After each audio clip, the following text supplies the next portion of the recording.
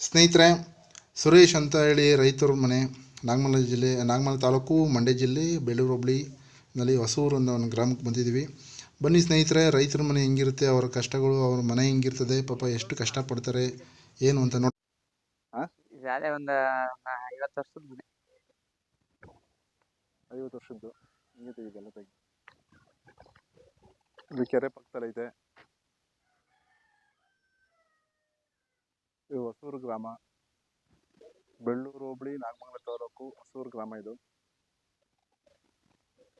ಇವರು ಗ್ರಾಮ ಪಂಚಾಯತಿ ಸದಸ್ಯರು, ಜೊತೆಗೆ ಮಾಜಿ ಉಪಾಧ್ಯಕ್ಷರು, ಜೊತೆಗೆ ಒಳ್ಳೆ ರೈತರು. ಹೇಳು ಹೊರಗಡೆ ಮನೆ ಏನೇನು ಬೆಳಿತೀಯ? ಮಾಮೂಲಿ ರಾಗಿ, ಭತ್ತ. ಮಳೆ ಹೆಂಗೆ ಈ ಕಡೆ? ಮಳೆ ಫುಲ್ ಕಡಿಮೆ ಈ ಸರಿ. ಮಳೆ ಎಲ್ಲ ಫುಲ್ ಕಡಿಮೆ ಐತಿ. ಮಳೆ ಕಮ್ಮಿ? ಮಳೆ ಕಡಿಮೆ. ಹಂಗಾರೆ ಈ ಕಡೆ ಏನು ಹಂಗಾರೆ ಇಳುವರಿ ಇಲ್ಲ? ಏನು ಇಳುವರಿ ಇಲ್ಲ ಈ ಸರಿ, ಕಡಿಮೆ. ಇಲ್ವಾ?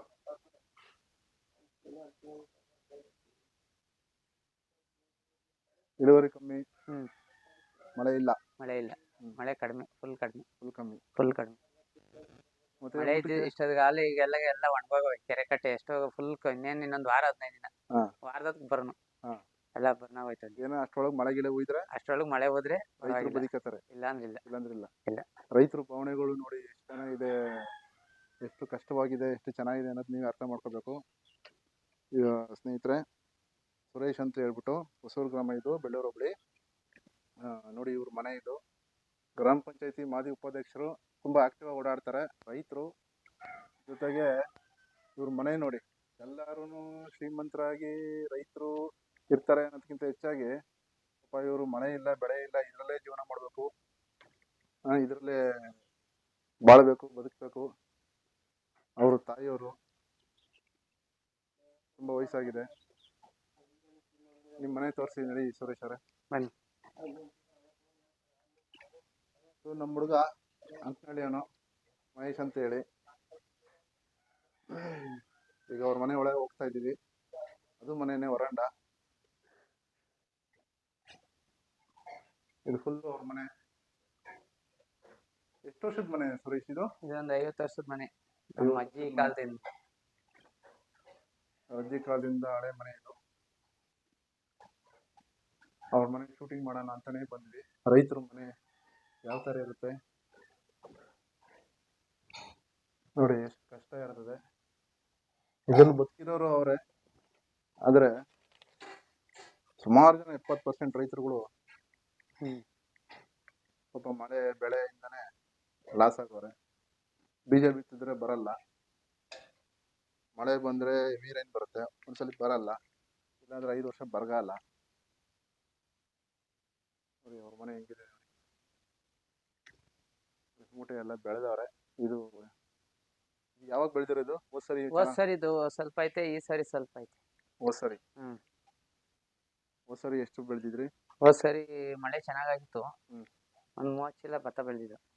ಈ ಸರಿ ಇಲ್ಲ, ಈ ಸರಿ ಒಂದ್ 10 ಚೀಲ ಆಗೈತೆ. 10 ಚೀಲ. ಈ ಹೋದ್ ಸರಿ ಇದೆ, ಈಗ ಈ ವರ್ಷ ಹೋದ್ ಸರಿ ಇದೆ, ಇದೇ ಸರಿ ಊಟ ಇದ್ ಮಾಡ್ಬೇಕಷ್ಟೇ, ಕಾಪಾಡ್ತಾ ಐತೆ.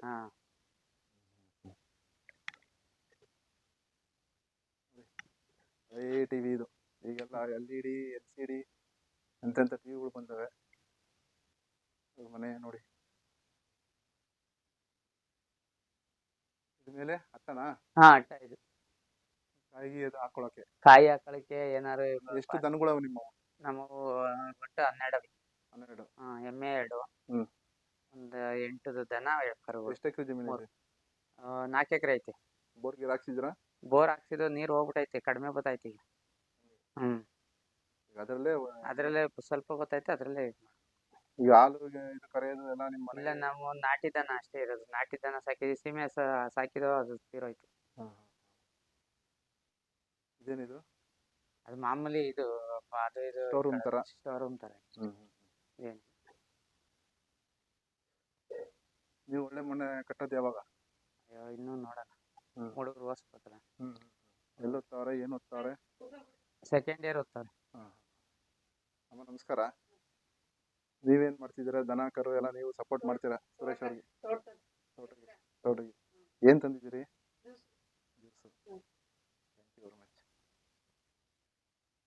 ನೋಡಿ ವೀಕ್ಷಕರೇ, ಹೀಗಿದೆ ರೈತರ ಭಾವನೆ. ಅಕ್ಕವರು ಈಗ ಒಳ್ಳೆ ನಿಂಬೆಹಣ್ಣು ಜ್ಯೂಸ್ ತಂದ್ಕೊಟ್ರು, ಕುಡಿತಾ ಇದ್ದೀವಿ. ಇದೇನು ದೊಡ್ಡ ದೊಡ್ಡ ಪಾತ್ರೆಗಳು ಇಟ್ಟಿದ್ದೀರಿ? ಪಾತ್ರೆ ಮನೆ ದೇವ್ರ ಕಾರ್ಯ ಮಾಡಿದ್ರು. ಹಾ. ನಳಿಲಿ ಅವರು ನಮ್ಮ ನೆಂಟ್ರು. ಹಾ ಹಾ. ಅವ್ರು ಬಂದು ಇನ್ನೂ ಪಾತ್ರೆ ಕೊಟ್ಟಿಲ್ಲ ಹಂಗೆ. ಅವ್ರು ಇನ್ನೂ ತಗೊಂಡೋಗಿಲ್ಲ, ಯಡಿಯೂರಿಂದ ತಂದಿದ್ವಲ್ಲ, ಹಾ ಹಾ. ತಗೊಂಡೋಗಿಲ್ಲ. ಓ, ಕಾರ್ಯಕ್ರಮಕ್ಕೆ.